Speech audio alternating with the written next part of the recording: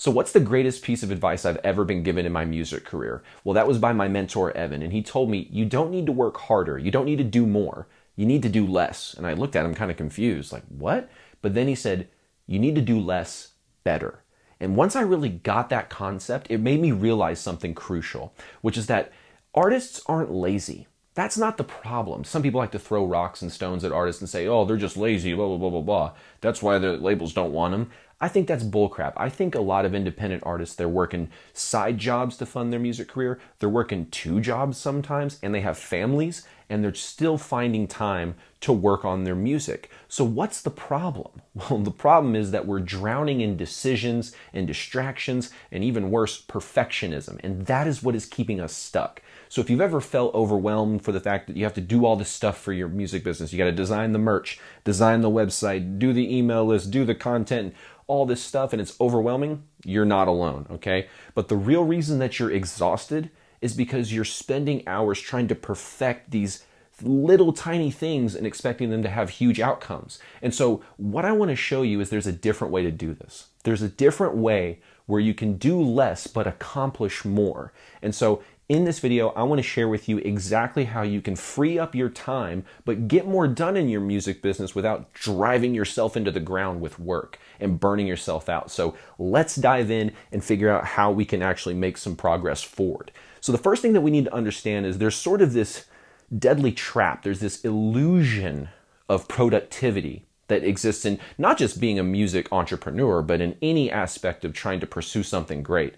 We start confusing movement with progress, as Denzel Washington once said. Don't confuse movement with progress because you can run in place, right? It reminds me of this story that I heard where there was a plane crash that happened in the middle of the Amazon. So they were kind of stuck and surrounded by forest. And then one of the passengers that survived was really cocky, and so he pulls out his machete. Maybe he was Australian. He's like, oh, I got a machete. And so, sorry, everyone from Australia. And then he starts going through and he just starts cutting through the brush. You know, he starts just cutting through all these trees. And like, he's just like making his pathway known. So everyone's like, well, he's confident. Let's go ahead and follow him. But then one smart passenger who survived climbs up a tree and goes, hey, dude, you're working really hard, but there's only one problem. Civilization's that way. You're going the completely wrong way. So was he wrong for working really, really hard and trying to get people out of there and save people? No, he was trying to do exactly what he was supposed to do. The only problem is sometimes we need a little bit of a vantage point to see what we're doing. But how does that story tie into you as a musician? The best analogy I could give you is that it's like when you spend a big amount of time, a whole bunch of time, on small details. Right? How many of y'all are guilty, as am I, of spending maybe an hour or 2 longer on CapCut and iMovie than you probably should have? Yeah, I'm guilty. I gotta say. How many people have spent 30 or 40 minutes longer than they should have staring at this fully ready to go video but not knowing what to say in the caption? Yeah, me too. I've been there as well. So that's the thing is I'm not talking down to anybody. I understand exactly where you're coming from. And I've fallen for all of the same traps that have led artists into unproductive, but it feels productive kind of activities. Because that's what happens is we kind of get up into this thing. We're like, I need to be productive. And so we go for kind of the low-hanging fruit a little bit. Let's be honest, right? We go for that low-hanging fruit. We're like, I could go on Canva and I could work on a t-shirt design for an hour and then feel like, yeah, I made a lot of progress today. But did we really, Was that the highest and best use of our time? Maybe not so much, right? So what is happening is we're getting in this like trap where we're sitting there working on busy work, but it's not actually making us busy in our music career the way we'd like it to be. So what do we do as an alternative though? We get in this sort of decision fatigue because there's so many decisions that you have to make. And so I understand why people go to these tasks, these smaller tasks, because they're like, okay, I've got so much to focus on. I could start my email list. I could message some fans. I could create some content, but that requires me to be vulnerable and work in a certain domain that I'm not very comfortable with. So, by the way, little side note, never confuse uncomfortable with inauthentic, right? Because think about when you were learning an instrument, right? Just like you would learn how to create content and learn how to create your emails and stuff. When you were learning how to play an instrument, right? you didn't know how to do everything, but were you inauthentic just because you were uncomfortable at this instrument that you hadn't completely mastered yet? No, you were being as authentic as you could possibly be because this is something you're pursuing. This is something you want to do. And you made that decision to learn the instrument, right? To learn how to sing, to learn how to play piano, guitar, whatever, right? So in the same kind of fashion, that's how it applies to your content. That's how it applies to your email. So that's just a little aside. Never confuse like, this is new, it's uncomfortable, therefore it's inauthentic. It's like, no. It's just uncomfortable. But if you're trying to live in your true authentic nature, which is ultimately not where you're at right now, but the full realized potential of where you want to go. I know it sounds kind of new agey, but I'm really getting you to think about the implications of what's going on up here. Because that's where a lot of this getting stuck in our music business is happening, is right in between our ears. So we have to be very, very careful. So we have all these choices, right? We're sitting here like, I could work on this, I could work on this, I could work on this. But that's pushing me into my uncomfortable zone. But what's comfortable? Sometimes it is comfortable to do the things that are more behind the scenes, like go into Canva or go work on your website, you know? Those things are a little bit more, no one sees you doing it. It's a lot of busy work, so your mind is preoccupied, and then you get done with it, and it's like, yeah, I worked on some stuff. You get that dopamine rush of like, I worked on stuff. But how much further, you know, how much more of the needle moved in your music business? Probably not very much, right? So we have to really watch out for this trap of decision fatigue, where we're just unloaded with all these decisions that we could possibly do. So that leads us to procrastinate, right? Because we're sitting around instead of making decisions. We're thinking about the decisions that we haven't even made yet. And so we're thinking, and then we're just like, and just bad spiral downwards, right? So how do we avoid that? We have to understand where the problem usually occurs. Okay, so the problem is usually not in the macro.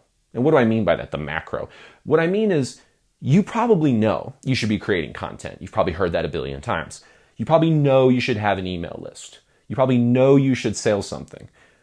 But where does the hesitation and the procrastination and the perfectionism really take a hold of us? It's not in the macro. It's when we commit to that and start to get into the micro.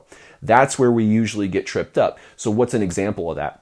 We create a piece of content, right? We shoot it, we get the macro done.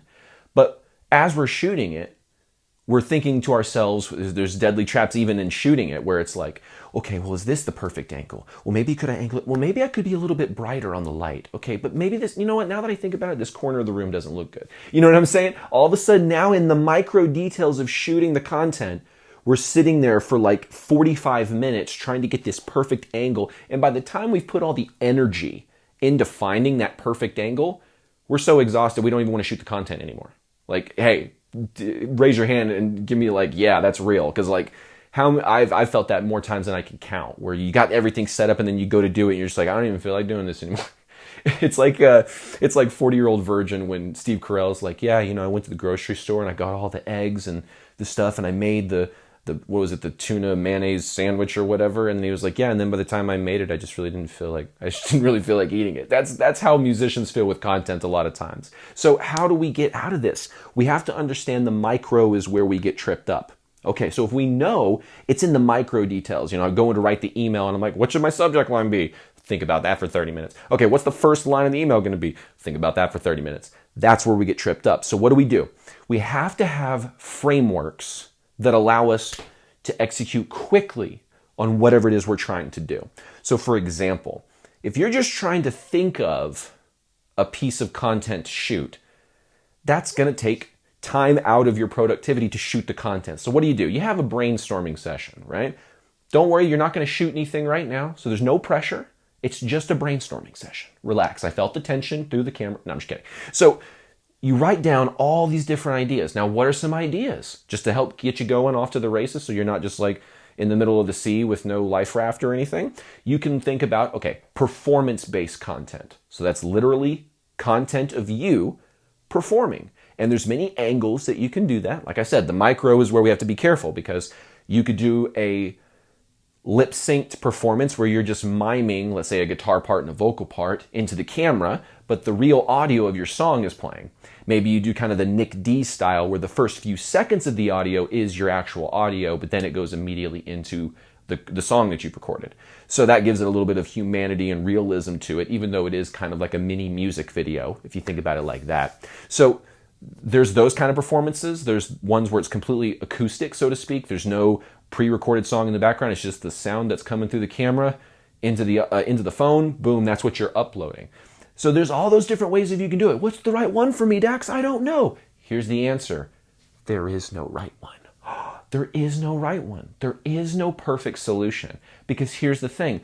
You will never know the perfect solution before you post. You will only find the solution after you post. So what does that tell us? That tells us when we get down to those micro details, we have to be okay with something not being perfect, right? We have to be okay that it's not the most perfect thing in the world, because I know where that instinct comes from an artist. We get that from our art. We get that from our music. When it comes to our music, we're sitting there just analyzing every second of it. We're making sure every literal second of the song is right where it needs to be and it's up into shape. And that's something to be proud of. That is something that is good when it comes to the focus of the creation of your art. But sometimes, even in that domain, we can overwrite songs. We can have songs in the demo phase and get demo-itis, right? So we still have to be careful even in that domain. But we're really good at it usually of taking a lot of time on something to make sure it's done well. And then we have that inclination, like, got to get it out, right? Over here in business, it is different. It is different. You do not want to spend X amount of hours making this piece of content perfect with all the transitions and I'm going to use something. Most of the time what I've found is that will actually sometimes backfire on you. What do I mean? There's sort of an evolution I've talked about with some of my clients before, which is in the early to mid 2000s, everyone had low quality video. Like, I'm one of the original OGs on YouTube. I've had a YouTube account since like '06, which probably isn't saying much because probably a billion people can say that. But what I'm saying is I've been around in this app for a long, long time. And when I originally created it, everyone had lo-fi videos. Everyone had lo-fi videos because that was just where the technology was. But around the early 2010s, you started to be able to separate yourself from the rest of the audience by having higher quality content. So whether it was comedy sketches or music related or educational, the higher quality your setup was, the more authority and credibility you had at that time. But then the mid 2000s to about the early 2020s, that became the pattern, right? So it was like lo-fi was the pattern interrupt was the high quality, but then the high quality became the pattern. So what happens now? Lo-fi content is now the pattern interrupt. That's why you're seeing these TikTok artists or these TikTok profiles, or I use TikTok, but it could be Instagram, could be Facebook or YouTube. They're getting great traction just by posting these kind of like, hey, here I am on Twitch, here's my music while I'm playing a video game, or hey, here I am at rehearsal, here's just a shot of us jamming. All these kind of things that are more lo-fi and you're not overdoing the editing tend to outperform most of the, I'm thinking about it. Like, think about this example. This is a more modern take. So everyone had their short form content, right? But then Alex Hormozy came out. And the way that he garnered attention, where he had those specific captions, the white and yellow captions that were big and bold and had the outline in the background, and the yellow would highlight the word he's speaking, that's the pattern now. But when he started doing that, that was a pattern interrupt. In fact, entire apps and industries were built on trying to recreate that aesthetic. So the Captions app came out and allowed people to basically mimic. There was literally a preset inside of Captions that said Hormozy.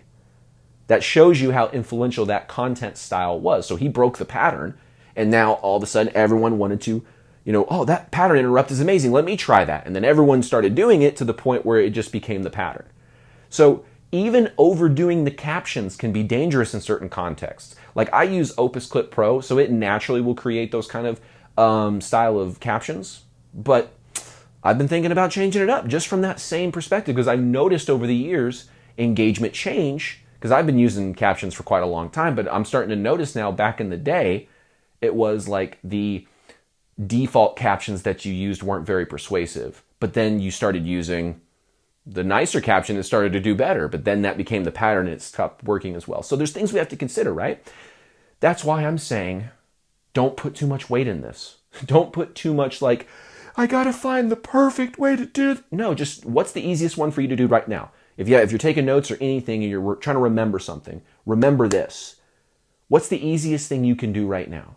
Is the easiest thing you can do literally to take your phone after this video, take your phone, set it up, lean it up against something so that it's pointing at you, and then you sing or play into it.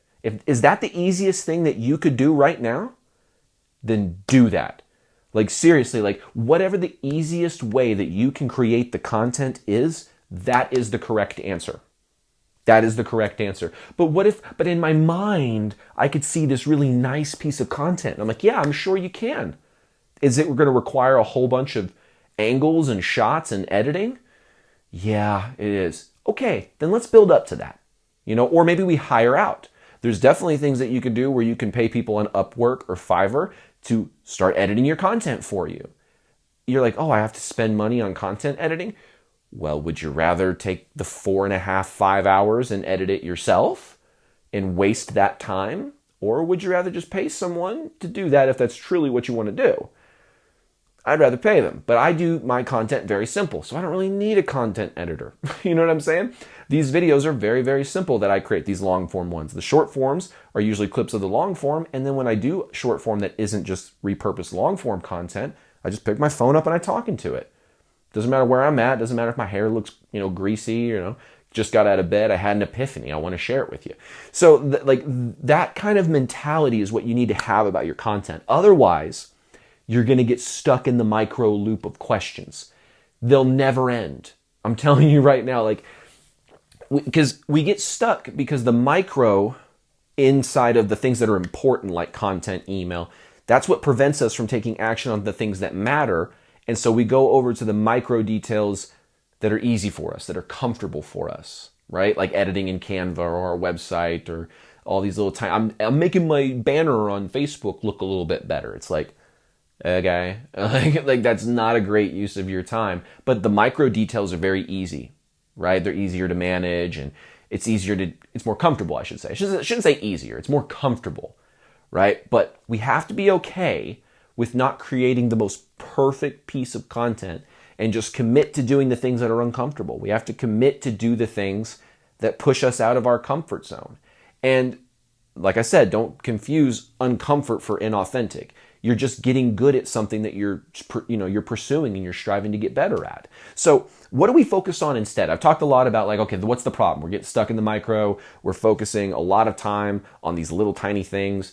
How do we fix it? What do we actually focus on and what do we start committing to? So there's a term in business, I'll break it down. It's called key performance indicators, KPIs. Business, they love acronyms, right? So all that means is what are the stats that matter? That's it. That is fundamentally what that big fancy word means. What are the stats that actually matter? So let me break those down for you.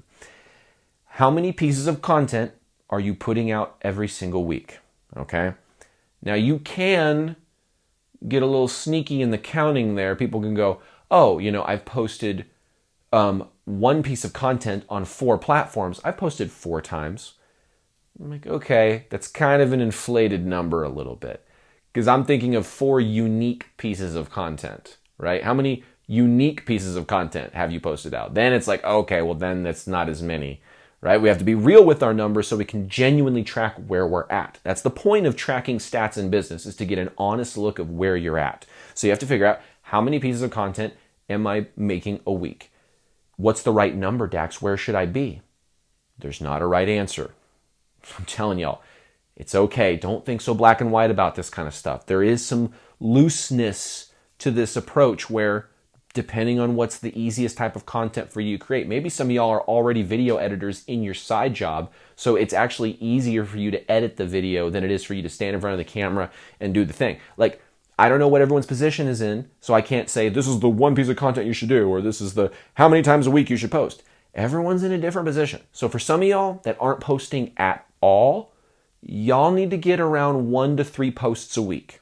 Right? But once you start posting 3 times a week, I guarantee the muscle of posting is going to get bigger. You're going to start feeling better about posting on a regular basis. I had a client who had a very similar kind of issue where it's like, How do I optimize my content so that I have time to post it? And then as he started really breaking down his time and figuring out how he was going to do things, he started to figure out, man, I got more time to create content than I thought. And then all of a sudden, boom, he started creating content. What he thought, I don't know if I can get one piece of content out a week. Now he's like posting 3 to 4 pieces of content a week, no problem, right? Because he's got the system down. He knows the easiest method for him to create. He's got the ideas. He knows the pieces of content he's going to create. It's a lot easier to do this when you got a framework, like I mentioned earlier. So you can just, bam, go through the activity. So if there's a framework that's helping guide you through what's the best practices to write an email, it makes it a lot easier. So for me, I studied a lot of books, bought a lot of courses where I'm trying to figure out how do you write what's called copy. How do you write copy so that people are interested in the emails, or they're interested in the social media posts, or so that way my band could get better that's what we're trying to do. We're trying to study the human psychology that actually works, right? So we have to focus on content. We have to focus on how much of that you're posting per week. What email subscribers, how many email subscribers are you getting per month? I like to focus on that one more on a monthly basis. So why is that important? Because your email list is your home base. It's your headquarters. It is where the fans who are the diehards are going to live for now. Because what we're trying to do is eventually move the diehard fans from just being on the email list to being in our Patreon or our fan club, whatever we got going on that's a monthly subscription basis. That's where we're trying to move them eventually. But we want our diehard fans to be on the email list. That's where they need to be, because now you can communicate with them directly and there's no algorithm limiting your reach. If you got 1,000 emails that are good emails, boom, you send out 1,000, it will go into their inbox. There's not going to be MailChimp going, well, we're going to see if the other people open it before we send it to the rest of your list. There's none of that. It just goes directly to the people. So you start to develop this one-to-one connection, this direct marketing with your fans, where anytime you got a new show coming out, anytime you got a new single coming out, you got some merch tied to the single, you got a special offer that you just want to create because you need an influx of cash to help fund more recording or whatever it is. You can communicate directly with that audience. So that's why it's important to track how many new people are coming into your email list. There's an additional reason that it's important to track this. Basically, what you want to do is, if you have a sales system implemented, you have an automated sequence inside of your emails that's going to sell something at some point within 30 days of someone joining, you can start to figure out the math. Okay, I had 10 people join this month. How much money did we make from those 10 people? Right? You can start to judge those things because every person that goes to the email list is going to get sold something within 5 days, 7 days, 14 days. So you start to analyze, okay, in the last 30 days from now, how many people have bought based on how many people have come in? And you start to develop a figure. Let's say you made $100 and you have 100 people in your list. That means you made $1 a person. That's not bad. It's a pretty good average, right? So that's where you want to be at, just bare minimum with your emails, but you can't track that metric unless you know how many people are joining your email every single month. Okay, now this is another one. Some people are like, Dax, how do I get people into my emails? I'm having a hard time with that. One of the most efficient ways to do this is twofold. One involves content.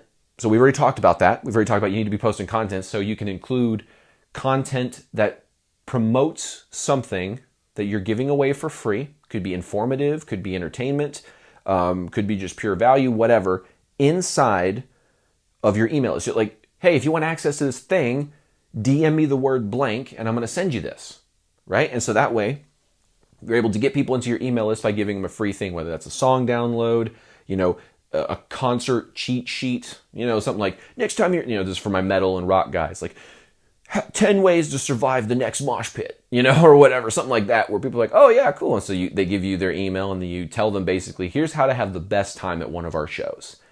And then, so there's things that you can give away for free where it's value to them and it's not so overt that you're actually getting them into your email list to build relationship, build rapport so that you can sell something and have a sustainable career as an artist, right? And in the initial part of that, you're just providing value. You're just giving people stuff that they like and they enjoy. It's kind of like what content is. You're just providing value. But this is a different angle of the content where you're promoting something that is associated to you or your brand, where you're helping out your ideal fans have a better time at a show or things to look out for at a show. And that way they're like, oh, wow, I learned this cool information from this band. And now my concert experience for all my concerts has improved because of this band. that's going to be a nice feeling to generate between you and a fan, isn't it? I mean, you help them make their life more enjoyable. I think that would be a pretty good thing to do for a fan. I'm just saying. Okay, so how many DMs are you sending every single week? Yeah, I'm tracking that one on a weekly basis. So how many are you DMing? Now, who do I DM? Micro question that everyone gets stuck in. Who do I DM? Well, think about this logically. Who are the people that have expressed the most interest in you? One, people who have bought stuff. But what about the people before that? Okay, people that maybe follow me on social media. Good place to start. You get some new followers, you can shoot them a message. Thanks for the follow. I really appreciate it. It helps me out in my channel. Have you heard of me before? Is this your first time hearing of me? Or, do you follow me somewhere else? Or is this your first time being exposed to my music? And you start a conversation, right? You don't have to be, hey, what's going on? My name is Mike. I'm from Chicago. I have this rap song. It's really good. And I come from a background. You stop trying to fit your whole life story into a spam message that you're just sending to everybody without any discernment. Fans hate that. That's a good way to get people to be mad at you. Send them a message that is clearly not intended for specifically them and it's just spam and promotional. That's a fast way to get people to block you and they'll never see your content then. And I get these all the time as someone who goes and checks out new music and, so I'll follow somebody and then I'll just get sent these highlights or these stories that have nothing to do with me or nothing to do, it's just annoying. Don't do that. Instead, you want to create this obvious, it doesn't matter how simple the connection is. I've told this one before. If someone follows me, I'll go message them and be like, I'll go check their profile, I'm sorry. And before I message them and go, do they got a dog? Oh, they got a dog. Nice. Hey, thanks for following us. It really helps out. Very cool dog, by the way. What's their name? Instant rapport builder, because one, I love dogs, so I'm always down to play with dogs and go play fetch, right? I'm game any time of the day. In fact, if my dog came in here right now, I'd pause the video and I'd go, no, I'm just kidding. Okay, so I know that's an instant rapport builder for me, and that's something that people who love their pets, so they love talking about it. So it's a great way to build rapport. It's authentic. I'm finding something that I genuinely like in their profile and using that as a connection builder. So they may be into anime and you like anime, and so you can bond over anime, or maybe you just maybe the only thing in the profile that y'all have in common is that y'all like the same genre. So lean into that if it's what you have, right? So just look at the people who are engaging with you. Organize that. There's a hierarchy here. So the people who have followed you are obviously higher up on the list than people who like the video or just view the video, right? Comments are, a little bit higher, right? So I would start with the people who follow you first. You go through all your followers. Okay, I've messaged literally every single one of my followers. Okay, now we go into who's commented recently. Commented some, rock emojis or some love emojis or some fire emojis or the clap emoji, those kind of standard, oh yeah, that was really cool. Go message them. Hey, thanks for the engagement. It really helps out. I appreciate it. Is this the first time you heard of me? Or, hey, nice thing. I really like this thing and whatever. Go into it, right? A lot of people get uncomfortable with that, but that's because they get in those micro moments and they go, what do I say? What's the most important thing to say?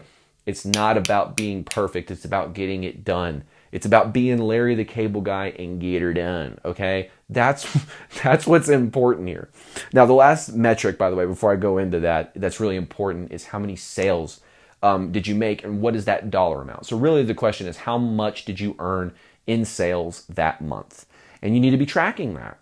And you can start to kind of see your progress on a Google spreadsheet, right? You can turn those table datas into stats that are really cool to look at if you organize it, right? So it's it's very, very effective for you and your music business to actually outline these things out and just get them done.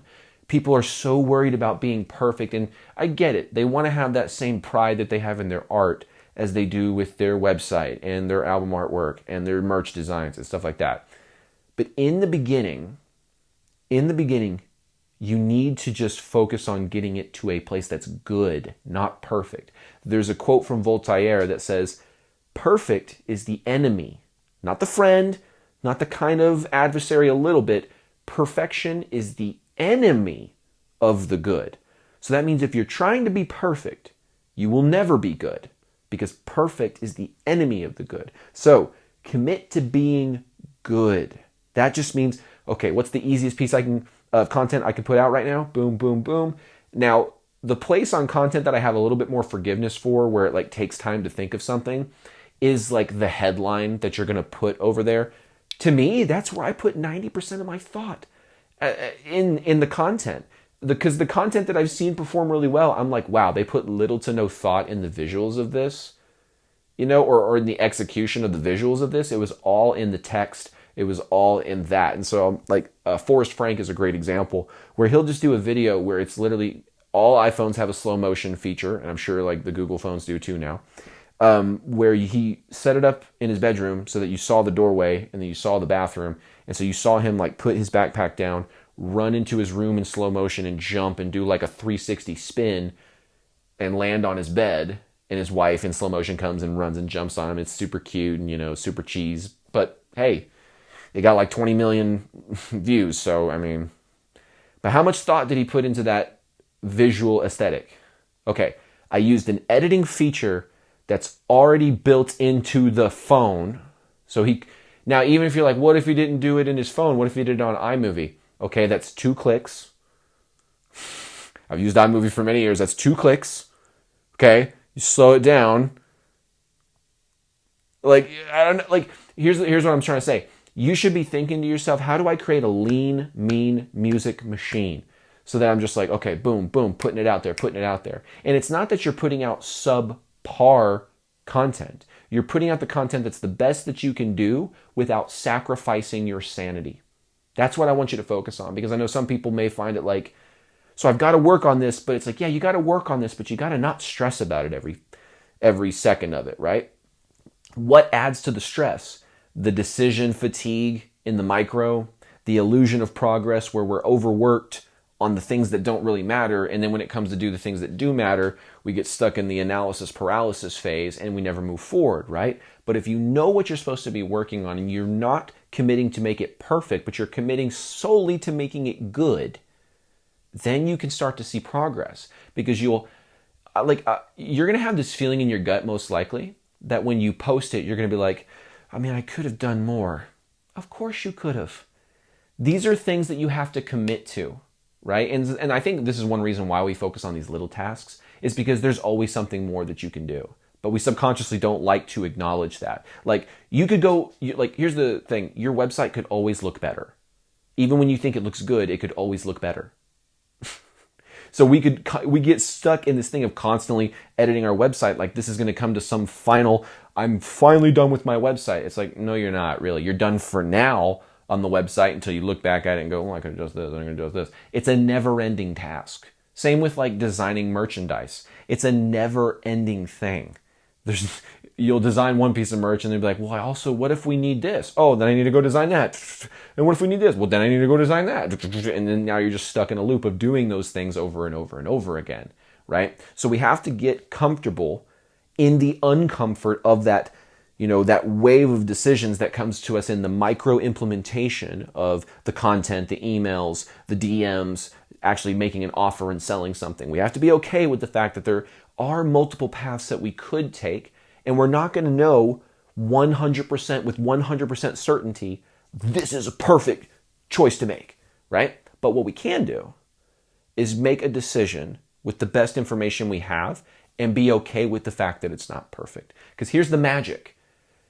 If you try to be perfect, you'll never be good. But if you commit to good, only then can you start to become great at something, right? So if you want to get great at content, you have to commit to not being perfect and just getting started. Just like when you started learning your instrument, you committed to being good. You didn't commit to being perfect when you, let's say, picked up the guitar. You committed to, I'm going to get better at this every single day because it's congruent with my identity. I desire this. I want this. I'm going to make it happen. So those are the things that we need to look into, and we need to look at ourselves and go, I was okay with being good when I didn't know what I was doing on the instrument, but eventually after being good, not perfect, because if you tried to be perfect, you wouldn't have played anything, because you're like, I can't play. And you would have walked away, right? So we knew that at that point we committed to just being good. You had the voice cracks or whatever happened, but you got better, and you got better, you got better, and then you became great at it. right? That's how it works in all these other domains on the business side. So you have to be okay with, while you're learning how to have these skills, lean into the uncomfort. It's okay. You're going to be okay. I promise. Having lived in chaos, what most people consider chaos, I don't view it that way, honestly. I view it as having an integrated life, and I really enjoy it. And so I hope the main takeaway that you get from this is that you don't need to obsess over the small details, because most likely those small details that we obsess about won't make the difference. They really won't. Like I mentioned, in content, the only small detail that I'm like, you should really probably pay attention to that is the headline, or the thing that is said in the first 3 seconds, right? That's probably the most important thing that you can spend a little bit of time on, and it makes sense, right? Because that can have a demonstrable impact on how good your content performs. But adjusting the brightness on the settings, and adjusting the contrast and the sharpness, and adding a vignette, and then swiping through the filters, and then maybe typing out a fancy, clever caption, like that stuff is going to be like an endless loop of, I could always make my content better, and then you post it and you're like, well, it didn't do that well. It's like, because it looks a little too edited. People don't like that now, like I mentioned. They like that very authentic, like I just set my phone up and shot something. So that's maybe how we should start adapting, right? So I hope this helped you guys out. I hope you guys start to actually go out and get stuff done. Do the Larry the Cable Guy thing, go get her done, and don't worry about it being perfect, because in the end, nothing we ever do is perfect. So striving for perfection is a fatal, what's the word I'm looking for? It's not worth our pursuit, because it's not achievable anyway. So we should just commit to, let me just put something out there, okay? And then I'm going to get a little bit better. And I'm going to get 2% better, and then 1% better, and then 2% better, and then 5% better. I learned something new, I got 10% better. That's what it's going to look like realistically with all of these different skills.